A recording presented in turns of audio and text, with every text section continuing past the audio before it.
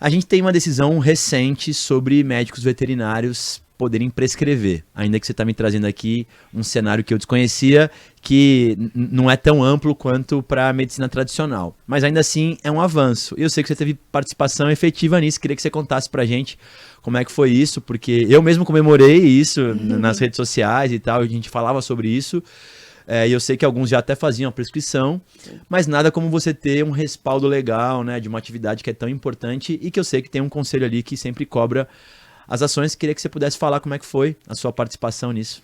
Com certeza. Quando teve o boom da medicina canabinoide, né, principalmente na área da veterinária lá em 2020, estava lá na minha programação de lives para trazer essa consciência para as pessoas. De repente, entra em contato comigo o assessor técnico jurídico do Conselho Federal de Medicina Veterinária. E naquela época, o médico veterinário prescrever substâncias fitocannabinoides poderia ser considerado tráfico de drogas, porque o verbo prescrever está lá na lei de drogas, né? Então, nesse momento, ele Isso me viu... quando, Carol? Em 2020. 2020. Isso aconteceu em 2020. Foi quando o assessor técnico jurídico do Conselho Federal entrou em contato comigo e falou assim: você sabe que você está correndo um risco expondo tudo isso que você tem feito, né? Obviamente que não ia parar o nosso associativismo, o nosso ativismo pela causa, né? E aí, então, com muito embasamento jurídico, eu me defendi ali do porquê que eu iria continuar falando sobre o que eu estava falando.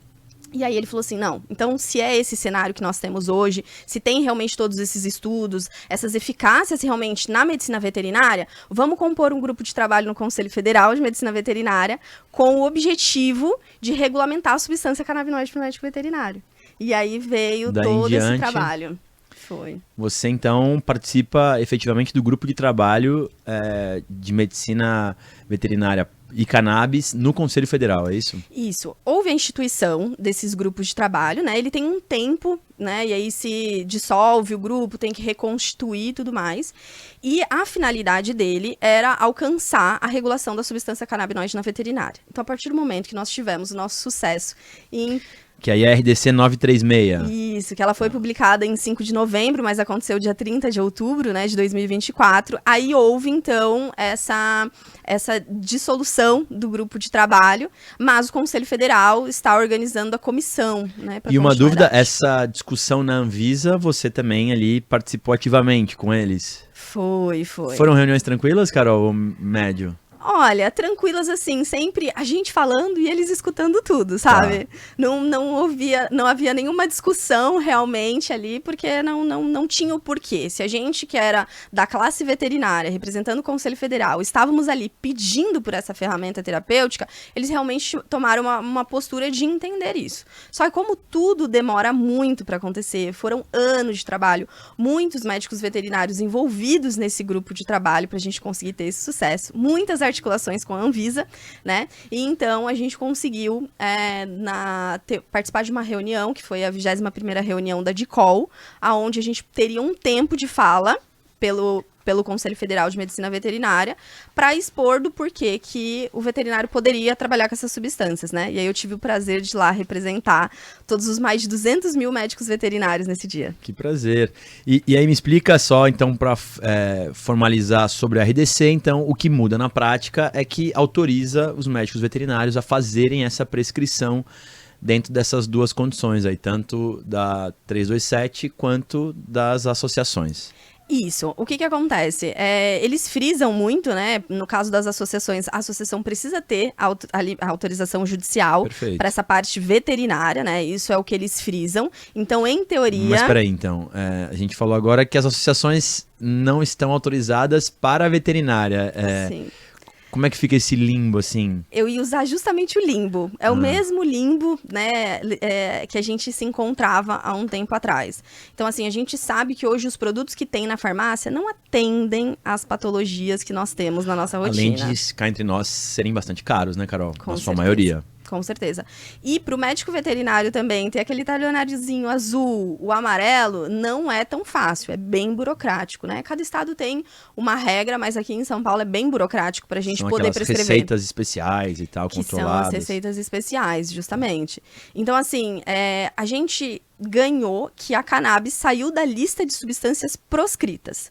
Então, as substâncias proscritas são aquelas substâncias que nós não podemos prescrever. E a cannabis estava nessa lista. Na lista E. A gente conseguiu retirar ela dessa lista de proscrito. Então, não seria mais uma ilicitude do médico veterinário prescrever. Ok. Né? Mas aí a gente cai nesse limbo aí que nós conversamos, e por isso a gente precisa sempre fomentar o associativismo para que a gente tenha essas liminares judiciais para uso veterinário da cannabis. Pois é, ao menos alguma. Salvo engano, a última vez que eu tinha visto a quantidade de associações autorizadas no Brasil a produzir, estava em torno de 15 associações. Sim. Não mais do que isso. É um número bastante reduzido já para o tamanho de um país como o nosso. Mas agora, sabendo que nenhuma delas, do ponto de vista real, está autorizada a fazer um produto para a veterinária, e já tendo tantos estudos e comprovações de que isso é um benefício, né, para a saúde do animal, é importante que a gente possa cobrar, e você pode contar com a nossa ação aqui parlamentar, com a nossa frente também, e com todos os movimentos que a gente faz em favor disso. Sim, eu agradeço. E tem até uma brecha que o médico veterinário ele pode prescrever medicamentos de uso humano, né, produtos destinados ao uso humano. Então, baseadas nessas brechas, os veterinários continuam prescrevendo das associações. Tá. Uma dúvida que eu acho que vai ser parecida a resposta com a medicina tradicional. Muita desconfiança dos seus colegas veterinários sobre uma atuação ligada à cannabis?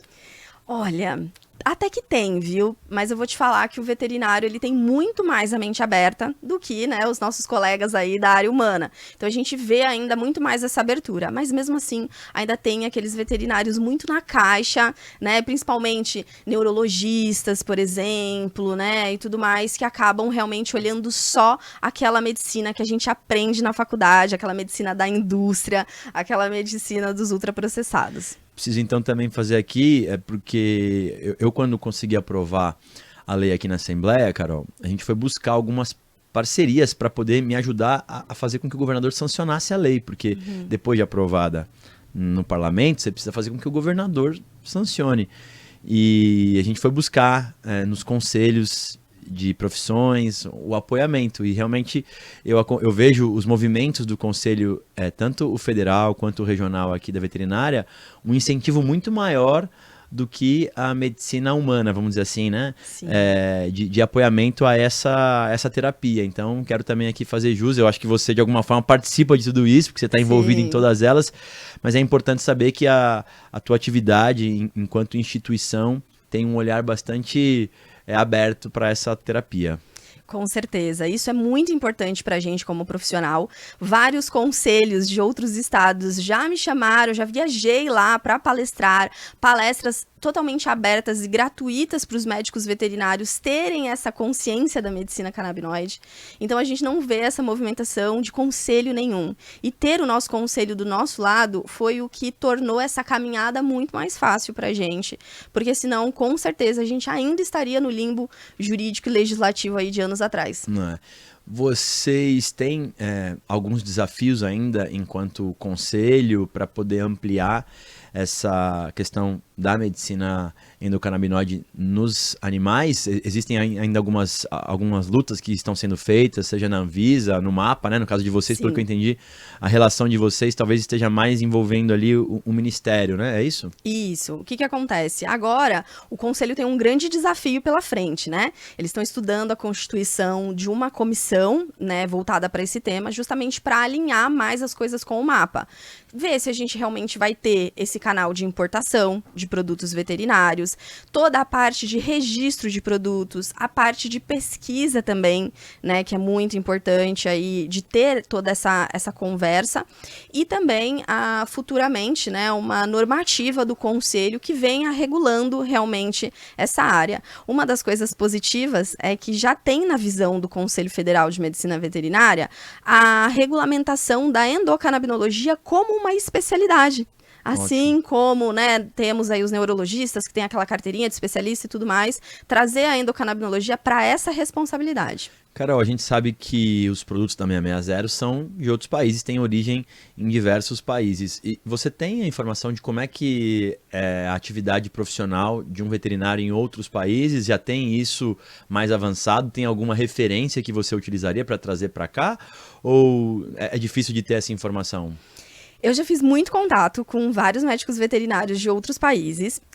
Quando a gente fala, por exemplo, de Estados Unidos, é a indústria do CBD para veterinária. Não tem ainda essa concepção da importância do THC na nossa terapêutica, que é o que faz mais parte da rotina veterinária, até mais do que o CBD, por exemplo, né? Então lá tem muito essa consciência do CBD. A gente tem os países latinos que têm já esse olhar, tanto com a importância do THC, e tem trabalhos importantes nessa área, mas de um modo geral, as pessoas desconhecem muito, os profissionais desconhecem muito as aplicabilidades da cannabis além do CBD. Tá. Então, realmente, é um trabalho que a gente tá levando para fora já, né? Tá trazendo essa temática para fora para mostrar essa importância. Ai, que orgulho, o Brasil então vai, quem sabe, servir de referência para a questão dos avanços da medicina veterinária no uso de cannabis.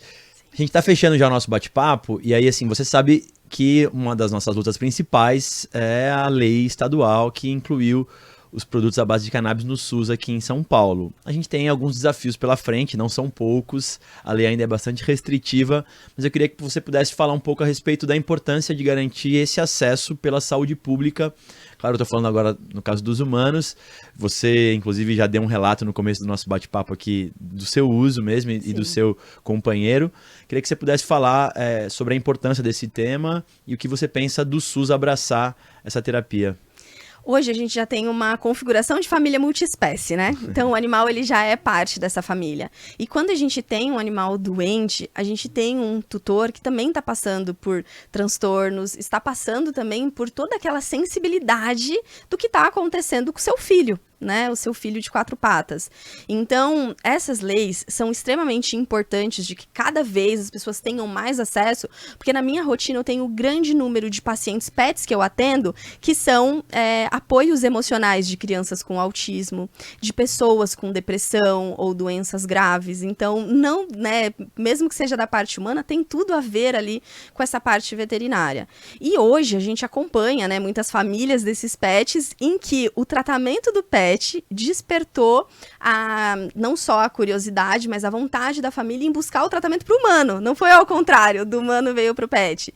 E hoje vários tutores meus se beneficiam, por exemplo, de leis como essa, para que tenham acesso a esse produto. Então, é realmente muito importante que cada vez mais, não só pelo acesso, né, mas que cada vez mais a gente tenha essas informações sendo difundidas e que a gente consiga praticar uma medicina de redução de danos. Perfeito. Que bom. Carol, a gente sempre fecha o programa perguntando um pouco para a nossa convidada, assim, qual a expectativa dela para os próximos anos em relação a cannabis. Se você está esperançosa para os avanços, se você tem muita preocupação de, eventualmente, a gente ter um congresso ainda bastante conservador, se você pensa que o caminho é o judiciário. Queria que você pudesse, para a gente poder fechar esse bate-papo tão importante, fazer um relato seu a respeito dessa expectativa. A planta, ela ensina pra gente o efeito comitiva, né? Que é o efeito de sinergia ali dos compostos. Então, eu acho que cada iniciativa forma esse efeito comitiva pro nosso futuro. Eu vejo tudo com muita esperança, com certeza. Não só porque eu conheço da parte técnica ali e sei o quanto isso vai impactar no futuro, numa saúde pública, numa saúde única, né? É bem importante a gente usar esse termo. Mas eu vejo todo esse cenário de uma maneira positiva. Claro que tem algumas coisas que não era da forma que a gente gostaria, mas a gente sabe que é um avanço progressivo, é um avanço que vai levar ainda anos para estar do jeito que nós gostaríamos, né? Mas só de ver, por exemplo, hoje essas aberturas para não ter tanta evasão de cérebros dos pesquisadores para fora do país, porque acaba tendo mais incentivo fora, hoje a gente já tem esse cenário muito mais aberto. E aí, cada vez mais a gente vai fortalecer. O Brasil está em número 1 de produção científica de cannabis, né? Então, todo esse cenário corrobora aí para uma visão muito importante para o futuro. Tenho muita esperança, mas ao mesmo tempo a gente tem que ter muita ação, acompanhar isso tudo de perto. A gente não pode ter uma participação ali passiva, a gente tem que ter uma participação ativa, porque só assim a gente vai ter realmente um acesso democrático. É isso. A sua vida é prova de que a sua luta também ajudou a avançar nesse campo. Então, parabéns, Carol. De verdade, é um orgulho muito grande ter você aqui nesse bate-papo com a gente. A ideia de lançar o Pode Chegar também é fazer com que as pessoas possam ingressar numa instituição que é pública, que é importante, maior parlamento estadual da América Latina, para tratar de um tema que ainda tem preconceito, mas a gente vai avançando passo a passo. Então, agradecer mais uma vez em nome da Assembleia a sua vinda aqui. E muito feliz, porque a gente não falou muito, mas a Carol é caiçara praticamente. Eu sei que ela nasceu no interior, mas é de Bertioga, né? Uma cidade ali vizinha à minha. Então, parabéns pela sua trajetória também profissional e pessoal. Muito obrigada. E parabéns por vocês estarem fazendo esse efeito comitiva tão importante. Gratidão. É isso. Espero que vocês tenham gostado, para a gente poder entender um pouco mais aí sobre a veterinária e cannabis medicinal. Tem tudo a ver e a Carol é uma grande referência para esse assunto. Até o próximo bate-papo. Valeu!